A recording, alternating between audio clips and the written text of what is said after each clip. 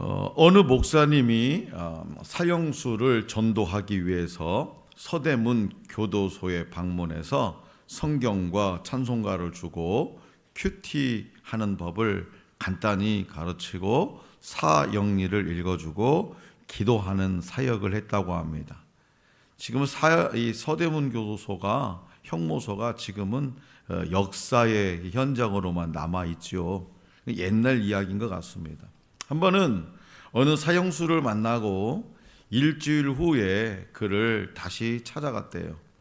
그때 목사님은 그 사형수의 얼굴을 보고 놀랐어요. 이전에 무기력하고 슬픔에 잠긴 모습과는 달리 다른 얼굴을 하고 있었기 때문입니다.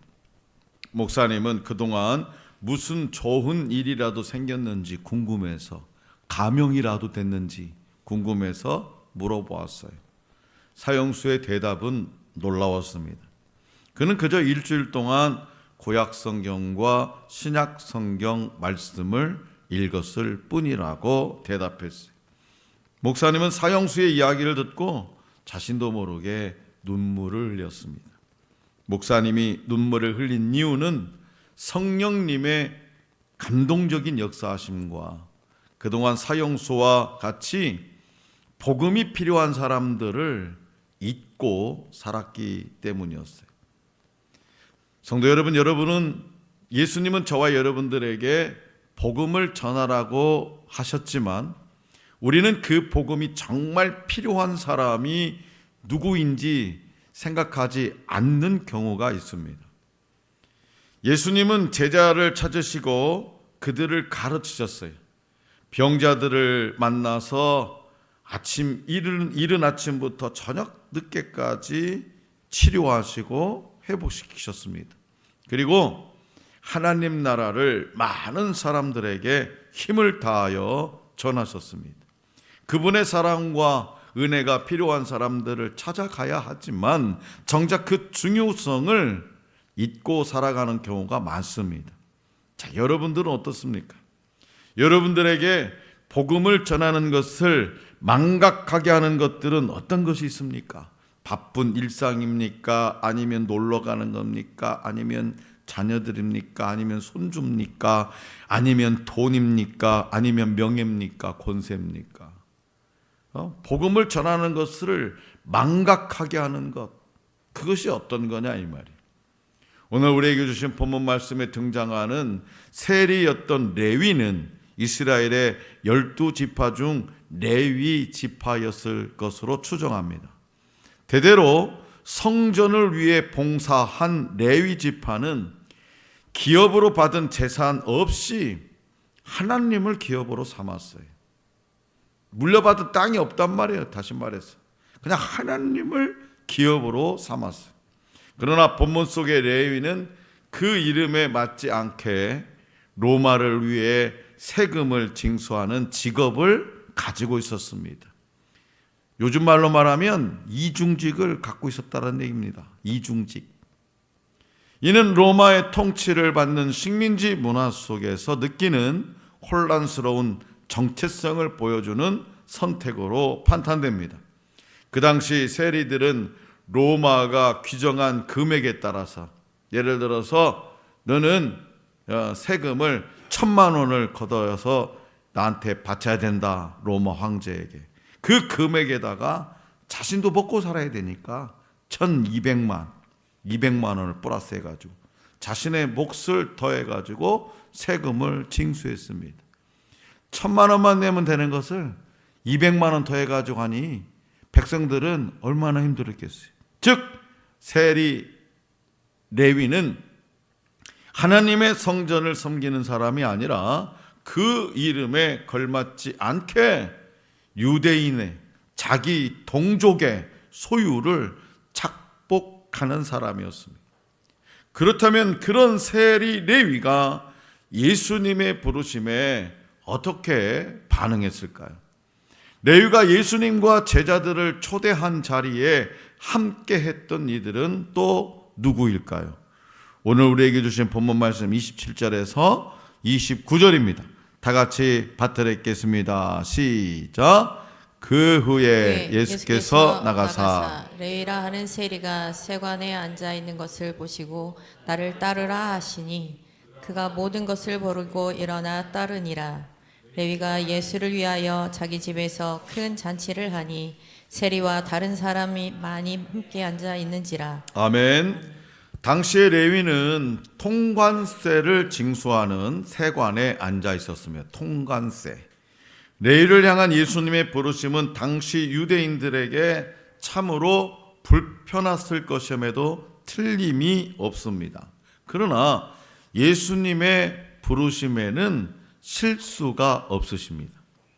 레위는 이미 세리라는 자신의 직업으로 인한 죄인의 정체성을 이해하고 있었으며, 그러한 모습은 본문 말씀 28절에서 모든 것을 버리고 일어나 예수를 따랐다라는 데서 드러납니다. 이를 통해서 그가 자신의 삶에 대해서 회개할 준비가 되어 있음을 알 수 있다는 거죠.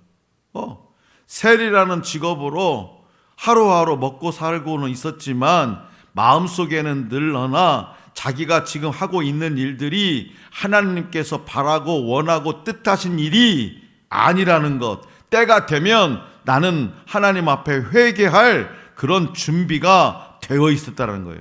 그래서 뭐요? 예수님이 부르실 때에 모든 것을, 요즘도 오늘날에도 세무직 공무원 괜찮잖아요. 세무직 공무원. 그럼 먹고 사는 모든 문제, 그냥 모든 것을 버리고 일어나서 예수를 따랐다라는 겁니다. 자신이 죄인임을 통감하고, 자신이 죄인이라는 것을 통감하고 예수님으로 말미암아 새로운 삶을 맞이할 준비가 되어 있었던 거예요. 또한 레위는 함께 일하던 세리들을, 동료들을 예수님과 함께하는 잔치자리에 초대했습니다. 동족들에게 많은 세금을 요구하는 일로 시대적 죄인으로 낙인 찍힌 동료들을 회복의 자리로 초대한 거예요. 우리나라로 말하면 탐관오리와 같은 사람들이었죠. 백성들로부터 얼마나 원망의 소리를 들었겠어요. 그런 사람들을 다 자기 집으로 잔치자리로 초대해서 회복의 자리로 초대한 겁니다. 누가복음 18장에서 예수님은 바리새인과 세리의 기도 비유를 통해서 세리의 회개 사건을 다시 한번 강조하십니다. 예수님은 이 잔치에 참여한 이들을 치료하는 의사로 왔다고 말씀하세요. 이 잔치에 참여한 이들, 그들을 치료하는 의사로 왔다고 말씀해요. 다시 말해서 죄인들을 회개하게 하는 일을 위해서 왔다고 말씀하시면서 자신의 사명을 드러내십니다.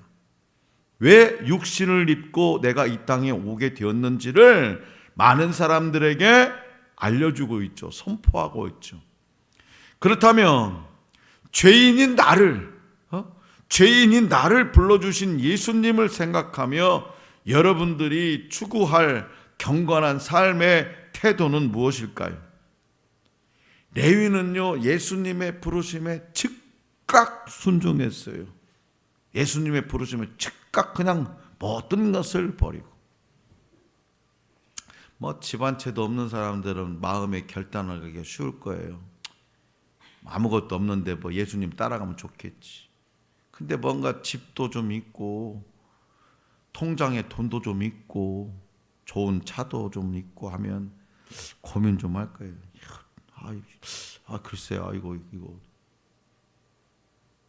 예수님의 부르심에 레위는 즉각 순종했다는 거예요. 그러나 사실 사회적으로 낙인 찍힌 사람이, 이미 낙인 찍힌 사람이 그 인생을 돌이키기란 쉽지 않습니다. 옛날에 드라마 이런 거 있어요. 추노. 당시에 노예들이 도망가다가 잡히면 어떻게 합니까? 여기에다가 불을 달군 그걸로 막 노예라고 막 그래서 그런 모습을 본 노예들이, 종들이, 나는 절대로 이 종의 신분에서 벗어날 수가 없다. 삶을 포기하잖아요. 이제 도망갈 수도 없다. 누구나 한 번쯤은 읽어본 양치기 소년이라는 이야기가 있습니다. 양치기 소년. 늑대가 나타났다는 거짓말을 반복하던 소년은 동네 사람들에게 결국에는 거짓말쟁이로 낙인 찍히게 되죠. 낙인은요, 이미 이제 돌이킬 수 없다라는 거예요. 그리고 사람들은 거짓말쟁이 소년의 모든 행위를 불신하게 되죠. 레위가 세리라는 직업 때문에 죄인이라는 낙인과 선입견을 얻게 되었듯이 죄인이라는 사회적 낙인은 그 사람의 인생을 회개의 자리로 돌이키는데 큰 장애물이 된다는 거예요. 그러나 예수님은 도저히 용서받을 수 없을 것 같은 사람을 용서하시고 돌이킬 수 없을 것 같은 죄인을 회개의 자리로 초대하셨습니다. 그뿐만 아니라 제자로 삼으셨어요. 제자로. 그렇기 때문에 그리스도인들이 가져야 할 경건의 삶의 태도는 스스로 죄인임을 인식하고, 나는 죄인이다, 죄인이라는 것을 인식하고, 그럼에도 불구하고 나를 용서하기 위해서 찾아오신 주님 앞에 회개하며 나와 같은 죄인에게도 복음의 기쁜 소식을 함께 나누는 겁니다. 예수님이 부르신 세리 레위는 예수님의 제자가 되어서 사도의 직분을 감당했고 마태복음서도 기록했어요. 예수님은 죄인을 회개시키고 구원하시기 위해 십자가의 자리까지 낮아지셨습니다. 스스로 낮아지심으로 낮고 천한 죄인을 하나님 자녀의 반열에 올리셨습니다. 사도 바울은 고린도후서 8장 9절에서 예수님이 부유하신 자로서 스스로 가난하게 되심으로 가난한 죄인을 부유하게 하셨다라고 선언합니다. 가난한 죄인, 오늘 저와 여러분들을 부유하신 예수님이 스스로 가난하게 되심으로 가난한 죄인인 저와 여러분들을 부유하게 하셨다라고 선언하세요. 이는 오늘날 세상 사람들을 향한 바로 저와 여러분들의 바른 자세를 교훈합니다. 우리는 거룩한 하나님의 백성이고 아직도 교회를 나오지 않는, 하나님을 믿지 않는 저 세상 사람들은 지옥에 떨어질 가치 없는 존재라는 생각은 바리새인과 서기관의 태도입니다. 예수님은 세리를 비롯한 사람들을 긍휼히 여기시고 구원의 대상으로 보셨습니다. 그렇기 때문에 저와 여러분들도 아무 조건 없이 구원을 베푸신 그 하나님의 은혜를 입은 자로 세상 사람들을 겸손하게 대해야 됩니다. 이 세상 사는 날 동안 이 그리스도의 심장을 가지고 한 영혼이라도 더 회개시켜서 하나님 백성 삼기를 간절히 원하는 마음으로 그들에게 복음을 전하며 사랑으로 섬겨야 된다고 우리 주님은 말씀하십니다. 레위는 예수님을 위해 큰 잔치를 벌였어요. 친구들을 불렀는데 전부 세리와 죄인들이었습니다. 그 자리에서 오고 가는 대화가 얼마나 거칠고 세속적이었겠습니까? 그러겠죠, 대충. 그러나 주님은 그들에게 훈계도, 이 죄인들이 와가지고 말이야 뭐 잘난 거 있다고 떠드냐 안 하셨어요. 뭔 세상 얘기를 이렇게 막 짓거리고 그래, 듣기 싫어 죽겠네, 설교도 하지 않으셨어요. 그저 그들과 더불어 즐겁게 식사하셨어요. 가족이 되어주셨고 친구가 되어주셨습니다. 주님의 눈에 그들은 사랑스러운 하나님의 형상이었습니다. 그런데 바리새인들은 그 현장을 보고 그 잔치자리를 보고 비난합니다. 자, 그렇다면 예수님의 제자들이 비방받은 이유는 무엇일까요? 비난받은 이유는 뭘까요? 예수님의 제자들은 세례 요한의 제자들과 어떤 점에서 달랐을까요? 오늘 우리에게 주신 본문 말씀 30절에서 33절입니다. 다 같이 받들어 읽겠습니다. 시작. 바리새인과 그들의 서기관들이 그 제자들을 비방하여 이르되 너희가 어찌하여 세리와 죄인과 함께 먹고 마시느냐. 예수께서 대답하여 이르시되 건강한 자에게는 의사가 쓸데없고 병든 자에게 쓸데있나니 내가 의인을 부르러 온 것이 아니요 죄인을 불러 회개시키러 왔노라. 그들이 예수께 말하되 요한의 제자는 자주 금식하며 기도하고 바리새인의 제자들도 또한 그리하되 당신의 제자들은 먹고 마시나이다. 아멘. 예수님이 공생애를 시작하시기 전부터 세례 요한은 영적 지도자 역할을 해왔지요. 낙타 털 옷을 입고 메뚜기와 석청을 먹으며 광야에서 외치는 자로서 주님의 길을 예비하였습니다. 또한 세례 요한은 당시의 유대 지도자들과는 확연히 다른 삶을 살았습니다. 그렇기 때문에 경건한 삶을 사모하는 많은 유대인은 세례 요한을 따랐어요. 본문 말씀 33절은 세례 요한의 제자들이 금식하며 경건의 본을 보인 것으로 기록합니다. 반면에 예수님과 제자들은 죄인들과 함께 먹고 마시며 즐겼습니다. 이에 예수님을 반대하는 자들은 예수님을 가리켜서 탐식하는 자요, 탐식 먹는 거 밝히는 사람이요, 술을 즐기는 자며 세리들과 죄인들의 친구라고 7장 33절에 그렇게 평가했습니다. 그러나 예수님은 분명하게 말씀하셨어요. 예수님은 첫째, 예수님은 의사로서 병자를 치료하러 오셨으며 죄인을 위해 오셨다고 말씀하셨어요. 둘째, 결혼한 신랑과 함께 있을 때는 금식하는 대신 신랑과 함께 먹고 마시는 것이 당연하다고 말씀하셔요. 모두가 고대하던 구원자 메시아가 오신 자리, 그토록 오랜 세월 조상의 조상 때부터 모두가 고대하던 구원자 메시아가 오신 자리는 슬픔이 있는 자리가 아니라 기쁨이 가득한 잔치자리입니다. 금식할 때와 즐거워할 때를 판단하는 기준은 바리새인들이 아니라 바로 신랑이신 예수님이에요.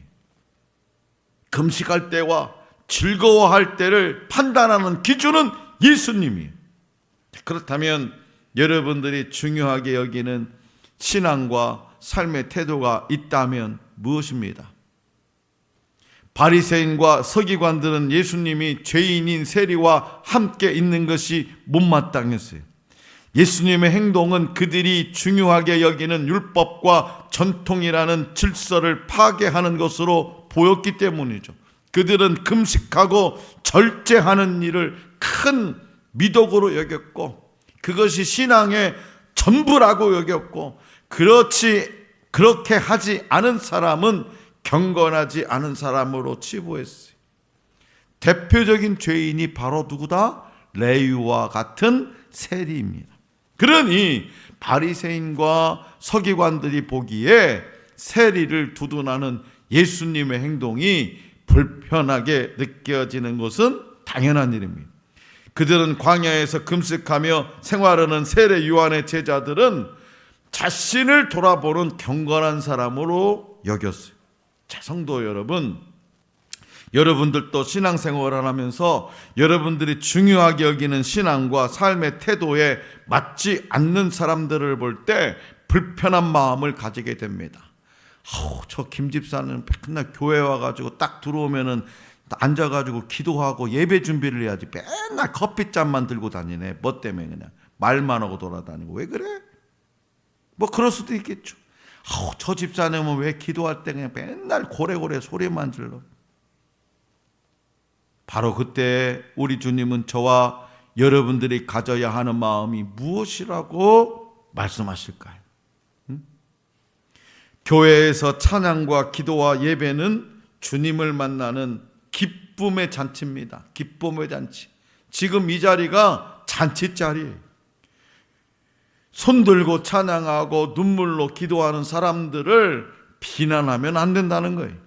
또 어떤 사람들은 막 겨울에는 뭐 그래도 막 추우니까 이것저것 껴입고 오지만 여름에는 덥다고 막 짧은 거 입고 오고 막 무릎 막 올라가는 막 그런 거 미니 스카트도 입고 오고 그런 현란한 차림새 막 귀걸이나 이따만한 거 달라고 그런 차림새 또 막 세속적인 말씨에 이 새신자들을 외면하면 안 된다는 거예요. 왜 저런 사람이 우리 교회에 와가지고 분위기 망치냐 도대체 예배를 망치냐 안 된다는 거예요. 교회가 지나치게 경건하다고 거부하고 너무 세속적이라고 거부한다면 그것은 사랑이 없는 겁니다. 내 기준으로 그 사람을 평가하거나 비난하면 안 된다고 우리 주님은 지금 말씀하고 계시는 거예요. 하나님이 이 영혼을 어떻게 바라보실까 하는 마음을 가져야 돼요. 예수님은 세리와 죄인을 회복시키고자 그들을 찾아오셨고 죄인들과 함께 하셨습니다. 그렇기 때문에 저와 여러분들도 예수님을 본받아서 다른 영혼을 품을 수 있는 그릇이 되어야 합니다. 자신을 의롭다고 여기고 타인을 멸시하는 교만한 자세를 벗어버리고 겸손함으로 우리 재원이 예쁘다, 우리 윤우는 왜 이렇게 이뻐지냐, 겸손함으로 하나님의 은혜에 동참해야 됩니다. 한국전쟁 이후에 대체적으로 저와 같은 세대, 요즘 이 재원이나 윤우 세대는 그런 거 많이 안 볼 텐데 저와 비슷한 세대를 살아오신 이 기성세대들은 이 어린이 만화에서 북한 인민군을 표현하는 것이 있어요. 대체적으로 북한 인민군 하면 만화로 뭘로? 동물 중에서 뭘로? 늑대, 뭐 이리 이렇지. 그런 걸로 표현했죠. 북한 인민군. 자, 동화 아기돼지 삼형제 윤우야 읽어봤냐? 아기돼지 삼형 재원이는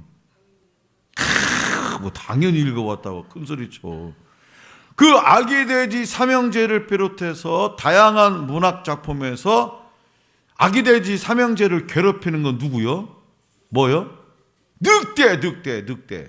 늑대가 악한 캐릭터로 등장하는 것은 잘 알려진 사실이죠. 그런데 권정생 선생님이 있어요. 동화 작가 권정생. 이 권정생의 동화에 등장하면 어떤 사나운 동물도 우리에게 친근한 캐릭터가 됩니다. 늑대가요, 성경책을 딱 들고 교회에 들어가요. 여러분 무슨 생각이 들까요? 무슨 생각? 참으로 기발하다는 생각. 늑대가 성경책을 들고 가. 좀 어색하다라는 생각이 듭니다. 늑대가 성경책을 들고 교회로 들어가는 모습은 두 가지를 상징해요. 첫째는 하나님의 말씀은 누구에게나 열려 있다는 거예요. 여러분들 고정관념 있잖아요. 늑대는 나쁜 놈, 악한 것, 어떻게 저 악한 것이 성경책을 들고 교회를 가? 아니라는 거죠. 하나님의 말씀 누구에게나 열려 있다는 것. 늑대로 상징되는 죄인이라고 해도 말입니다. 하나님의 복음은 누구나 환영합니다. 둘째, 거룩한 성도의 공동체인 교회 또한 누구에게나 열린 곳이에요. 우리 하늘 소망교회는 누구에게나 열린 곳이에요. 사실 교회는 구별된 거룩한 공동체, 공간이라기보다도 용서받은 죄인들의 공동체라는 표현이 더욱 타당하죠. 왜냐? 우리의 성도의 공동체가 완성될 궁극적인 그 목표가 어디냐? 하늘나라인데 그 하늘나라는 결국 어떤 죄인도 하나님의 은혜로 용서받고 들어갈 수 있는 곳이기 때문입니다. 그 어떤 흉악한 범죄자라도. 그래서 권정생 이 선생님은 그의 여러 작품에서 성도란 어떤 사람인가, 교회란 어떤 공동체인가라는 생각을 떠올리게 합니다. 그의 동화 아기 늑대 새남매, 아기 늑대 새남매는 그런 사실을 상기하도록 하는 좋은 작품이죠. 자, 사랑하는 성도 여러분, 우리 주변에는 레위처럼 편견과 사회적 낙인을 안고 위축된 채 살아가는 사람들이 있습니다. 하루하루 어깨가 축 늘어져서 이 사람 저 사람 눈치 보면서 살아가는 사람들이 있어요. 어떤 그런 사람 중에 나 같은 것이 교회를 가도 될까? 나 같은 것도 하나님이 용서해 줄까? 라는 사람도 있을 수 있습니다. 그때 우리가 가져야 할 태도는 죄인들과 기꺼이 함께 하신 예수님을 본받는 거예요.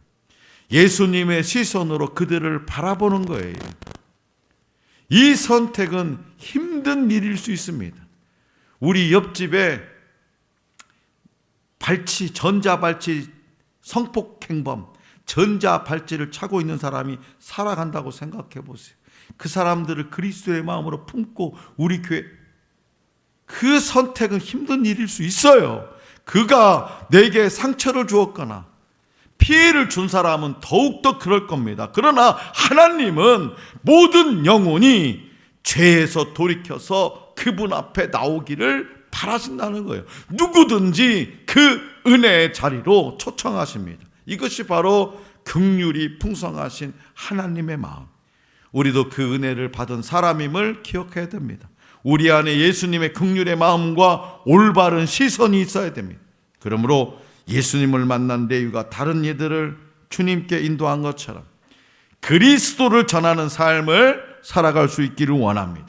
바리새인과 서기관의 시선이 아닌 예수님의 시선으로 연약한 자들을 돌아보는 하늘 소망 교회 성도들이 될 수 있기를 간절히 기원합니다.